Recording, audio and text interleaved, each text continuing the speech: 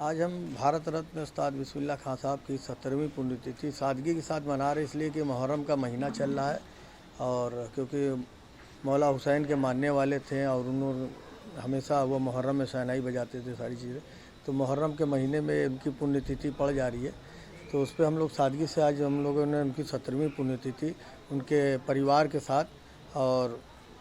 उनके पोते जो हमेशा हम लोग कंधे से कंधा मिला के चलते, पौत्र आफाक हैदर और विधायक जी अजय राय जी जो किसी कारण से वो बाहर गए और उनके बेटे शांतनु राय जी यहाँ पे मौजूद हैं, आए हैं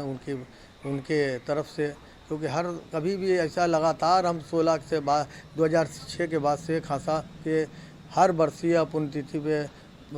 अजय राय जी की शिरकत होती थी, लेकिन किसी कारण से नहीं होती तो परिवार के लोग उनके आते हैं।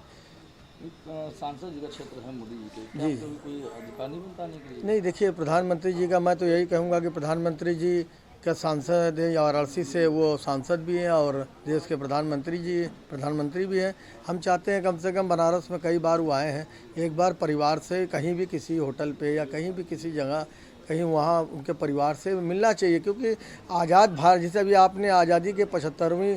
वर्षगांठ महोत्सव मनाया है, अमृत महोत्सव मनाया है और अमृत महोत्सव पे आपको मालूम होना चाहिए कि 1947 में भारत रत्न उस्ताद बिस्मिल्लाह खां साहब ने लाल किले पे शहनाई बजाई थी जब आज़ाद हुआ था भारत।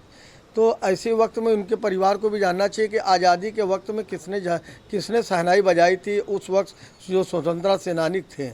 उस वक्त जो है स्वतंत्रता सेनानी थे, उस वक्त महात्मा गांधी भी मौजूद थे, पंडित जवाहरलाल नेहरू भी थे, सरदार पटेल साहब भी थे और जितने भी स्वतंत्रता सेनानी थे उस आज़ादी में मौजूद थे। तो ऐसे वक्त में हम प्रधानमंत्री जी से भी कहेंगे कि वह एक बार कम से कम परिवार के बारे में उनके समझे और कि किस गुर्बत से किस